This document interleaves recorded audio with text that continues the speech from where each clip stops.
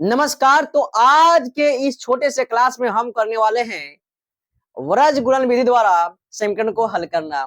ये ऐसा प्रश्न है कि आपके एग्जाम में आएगा ही आएगा और इसमें ब्रज गुणन का फॉर्मूला थोड़ा सा बड़ा होता है, तो उसको हम किस प्रकार से ध्यान में रखेंगे वो भी डिस्कस करने वाले हैं। तो बिल्कुल हमारे साथ बने रहिए और जुड़ रहिए, इसका आनंद लीजिए, आनंद लेते लेते सीख लीजिए।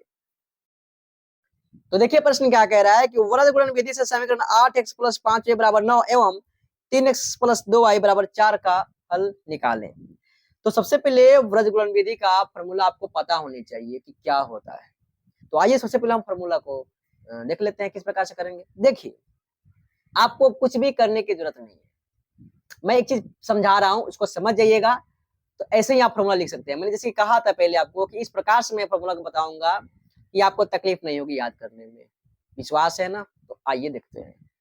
कुछ नहीं करना है हमारे भाई, एक चीज समझिए, एक सर्कल वृत्त में बनाता हूँ।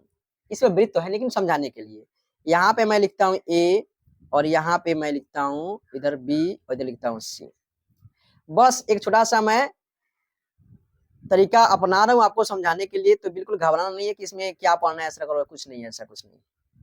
आपको क्या करना है, एक्स लिखना है और बाटा लिखना है, उसके बाद कुछ नहीं, बराबर y लिखना है और बाटा लिखना है, नीचे कुछ नहीं, बराबर एक लिखना है। कोई दिक्कत? ठीक है, बाटा लिखना है। देखिएगा, बिल्कुल जो है समझने का प्रयास कीजिएगा बढ़िया से। यहाँ पे मैं क्या कर रहा हूं, ध्यान देंगे आप।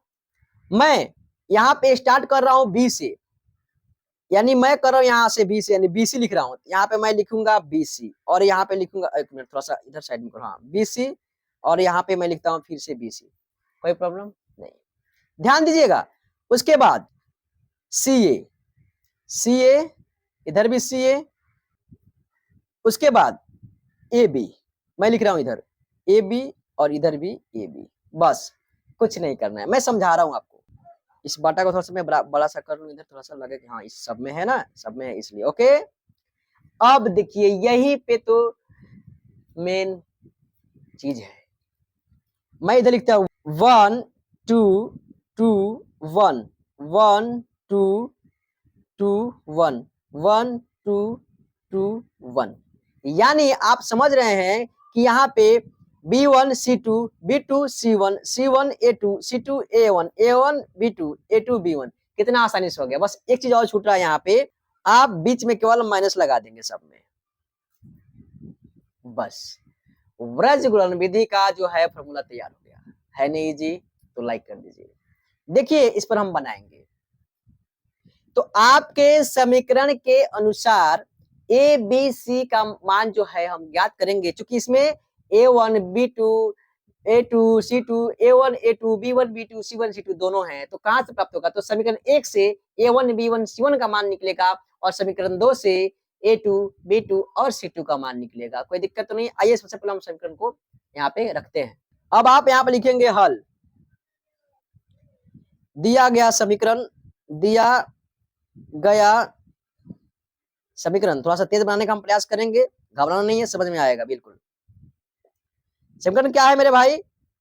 तो 8x + 5y = 9। आप इसको लिख सकते हैं 8x + 5y और -9 = 0, क्योंकि 9 को इस साइड ला दिया आप। तो a का मान क्या हो गया? 8, यानी a1 का मान 8 और b1 का मान 5 और c1 का मान -9। सबसे पहले मैंने क्या किया, यहाँ पे इस समीकरण को लेकर के, समीकरण 1 को लेकर के हमने a1 b1 और c1 का मान जो है हमने फाइंड किया, मतलब लिखा, ढूंढिया। हाँ, उसके बाद से अब हम लेते हैं समीकरण नंबर 2, यानी 3x + 2y = 4 है। तो आप लिख सकते हैं 3x + 2y - 4 बराबर क्या? 0। तो आप यहां से निकाल लोगे a1 का मान 3 जो होगा और b1 सॉरी,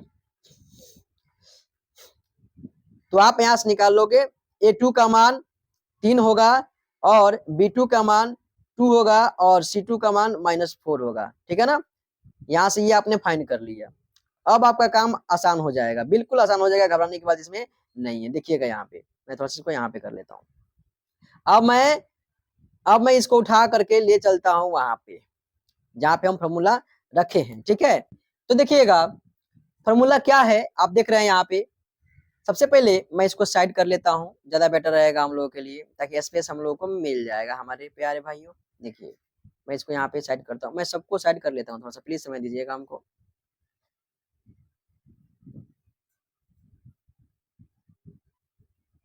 चलिए इस पर हम देते हैं, चलिए साइड में लगा दिए। अब हम इस फॉर्मूला पर जो है एक एक करके पुट करेंगे।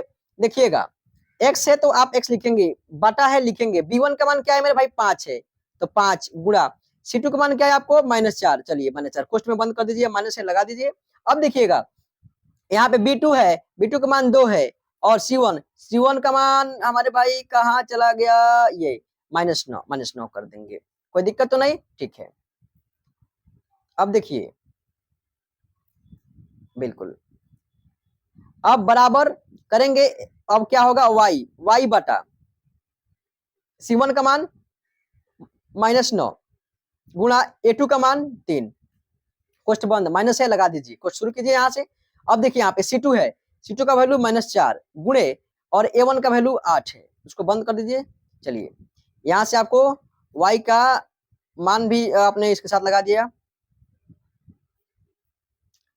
अब देखिए बराबर करेंगे, बराबर करने के बाद आपको आएगा 1 बटा क्या है a1 का मान 8 गुणा करिए, और देखिए यहाँ पे क्या होगा, अब b2 का मान 2, कोष्ठ में बंद करिए, यहाँ पे क्या करिएगा, अब माइनस करिएगा, कोष्ठ शुरू कीजिएगा। यहाँ पे a2 है, a2 का मान आपका क्या है 3 है, और गुणा यहाँ पे b1 है, b1 का मान क्या आपको 5 है, इसको बंद करिए, ठीक है ना। मतलब ये तीनों क्या है, बराबर है, मतलब x बटा यहाँ पे जो भी दिया गया है और y बटा करके जो भी दिया गया, सब क्या आपस में मान बराबर है।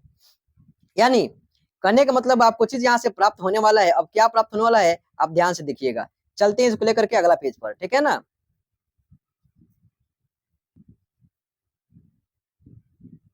देखिए हम लेकर के इसको आ गए यहाँ पर, अब इसको हल करेंगे, ठीक है।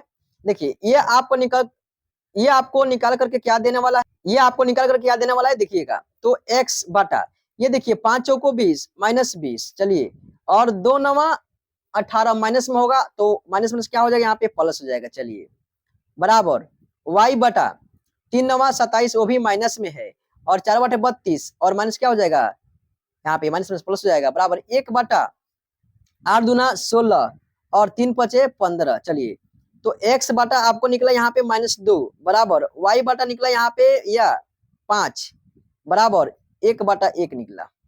यानी आपने जो है इसका काम और आसान कर दिया, ठीक है। अब यहाँ से किस प्रकार से मान निकलेगा, घबराने की बात नहीं है, देखिएगा कितना आसानी से निकलेगा।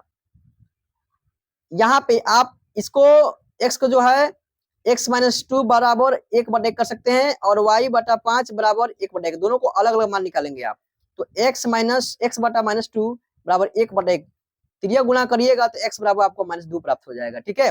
और जब y बटा 5 करिएगा बराबर 1/1, तो y का मान आपको क्या हो जाएगा 5 प्राप्त हो जाएगा। यानी यही आपको पूछ रहा था, x y का मान जो आ गया, x बराबर -2 और y बराबर 5। समझ में आया कि नहीं आया, बिल्कुल आया होगा, आया हो तो लाइक कर दीजिए, प्यारा सा कमेंट कर दीजिए। मिलेंगे अगले क्लास में किसी नए टॉपिक के साथ, तक के लिए जय हिंद।